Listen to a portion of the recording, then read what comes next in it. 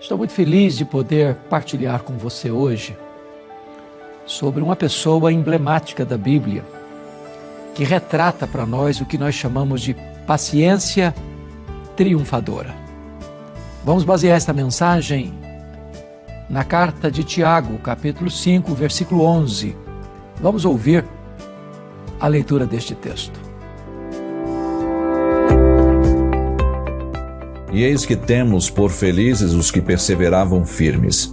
Tendes ouvido da paciência de Jó e vistes que fim o Senhor lhe deu, porque o Senhor é cheio de terna misericórdia e compassivo. Paciência triunfadora. Você tem paciência? Você é uma pessoa calma? Quando a situação foge do seu controle, você se estressa? Você se rebela? Fica nervoso? Levanta a voz? Perde as estribeiras? Agride as pessoas? Como é que você se classifica? Que nota você dá para você mesmo nesta área da paciência? A Bíblia fala de Jó. E é do domínio popular essa ideia da paciência de Jó.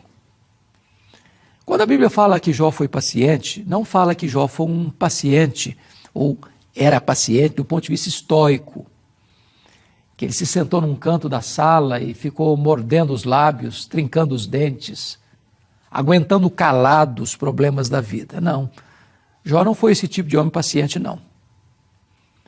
Jó sofreu golpes terríveis na vida. Ele foi provado, testado, porque Satanás acusou a Deus e acusou a Jó.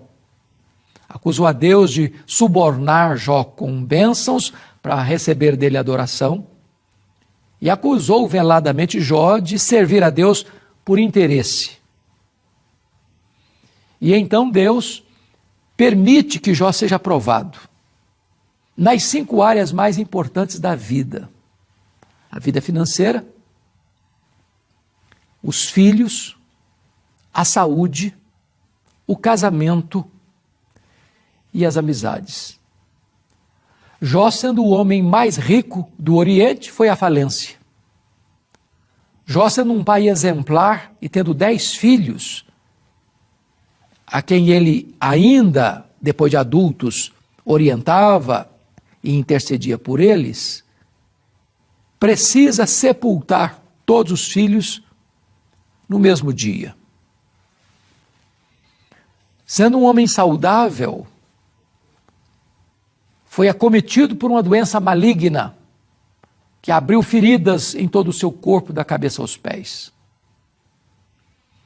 No auge do seu desespero e no profundo do abismo, de um sofrimento atroz, sua mulher diz para ele: ainda conservas a tua integridade? Amaldiçoa o teu Deus e morre. Vieram os amigos de longe para consolá-lo e assacaram contra ele os mais pesados libelos acusatórios, chamando-o de ladrão, de adúltero e de explorador dos órfãos e das viúvas.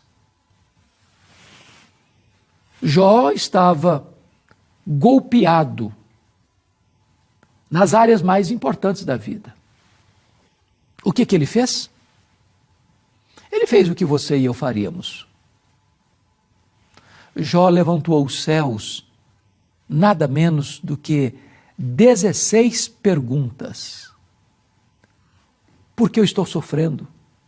Por que minha dor não cessa? Por que eu não morri no ventre da minha mãe?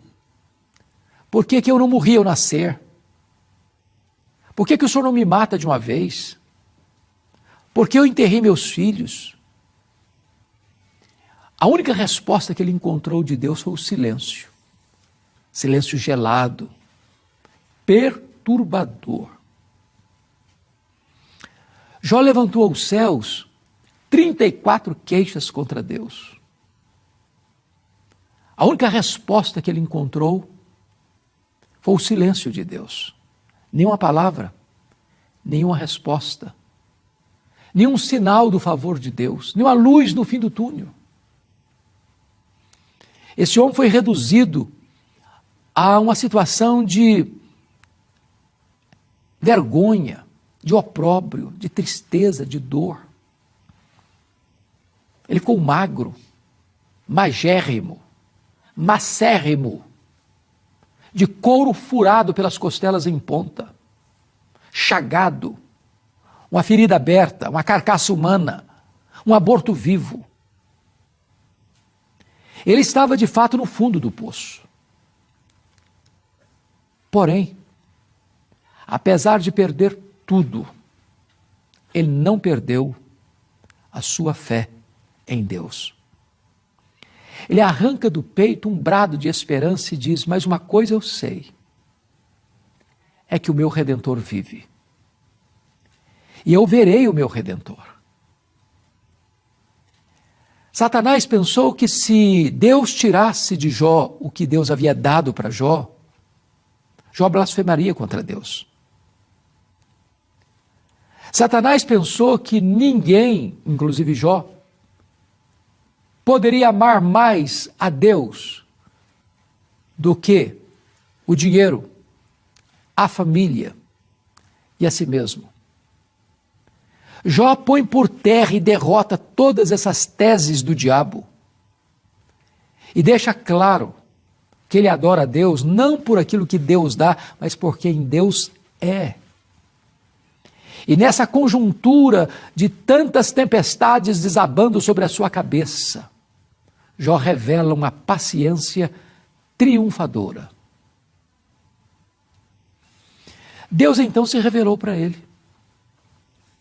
Depois dessa expressão de fé, Deus abriu as cortinas da eternidade, Deus abriu as comportas do céu e derrama sobre ele, em torrentes caudalosas, a sua majestade, a sua glória, o seu controle, o seu domínio do universo. E Deus pergunta para ele, de forma tão eloquente, fazendo-lhe 70 perguntas, 70, todas perguntas retóricas. Onde você estava, Jó, quando eu lançava os fundamentos da terra? Onde você estava quando eu espalhava as estrelas no firmamento? Onde você estava quando eu cercava as águas do mar para elas não invadirem a terra? E Deus foi se mostrando para Jó sua grandeza, o seu poder, a sua majestade. E Jó então foi se encolhendo, para descobrir as verdades mais gloriosas que mudaram o rumo da sua história. Porque no sofrimento ele demonstra uma paciência triunfadora. Primeiro, ele reconhece a onipotência de Deus, quando ele vai dizer lá no capítulo 42, agora eu sei que tudo podes. Você e eu, como Jó, nós temos limitações gritantes, intransponíveis. Mas o nosso Deus tudo pode. Para ele não tem causa perdida. Para ele não tem perdão não tem pecado sem perdão onde há arrependimento. Para ele não tem doença incurável. Para ele não tem casamento irrecuperável. Para ele não tem problema insolúvel. Ele tudo pode. Segundo, Jó reconhece que os planos de Deus são perfeitos e eficazes. Nenhum dos teus planos pode ser frustrado. Deus não precisa fazer rascunho em seus planos. Deus não precisa lançar mão do plano B porque o plano A fracassou. Deus não é pego de surpresa. Deus não fica num beco sem saída. O plano eterno de Deus é perfeito. E a vontade dele é feita. E o propósito dele se cumpre. Você pode ter uma paciência triunfadora quando você compreende que Deus está no controle. Não tem acaso, não tem sorte, não tem azar, não tem determinismo cego. Existe uma providência generosa de Deus na sua história. Jó é restaurado por Deus quando ele compreende também que ele é uma pessoa limitada. Ele conhecia Deus só de ouvir falar, mas agora os seus olhos contemplam a Deus. Agora não é teoria, agora é prática, agora é experiência. E é por isso que Jó, diante dessa gloriosa manifestação de Deus, ele reconhece o seguinte: eu me abomino no pó e na cinza. Quanto mais você conhece a Deus, mais consciência você tem de que você é um pecador, de que você carece da graça, que você depende da misericórdia de Deus. Enquanto Jó orava pelos seus amigos, Deus restaurou a sua sorte. E tudo aquilo que foi tirado dele nas provas pelas quais passou com paciência triunfadora, foram devolvidas para Jó.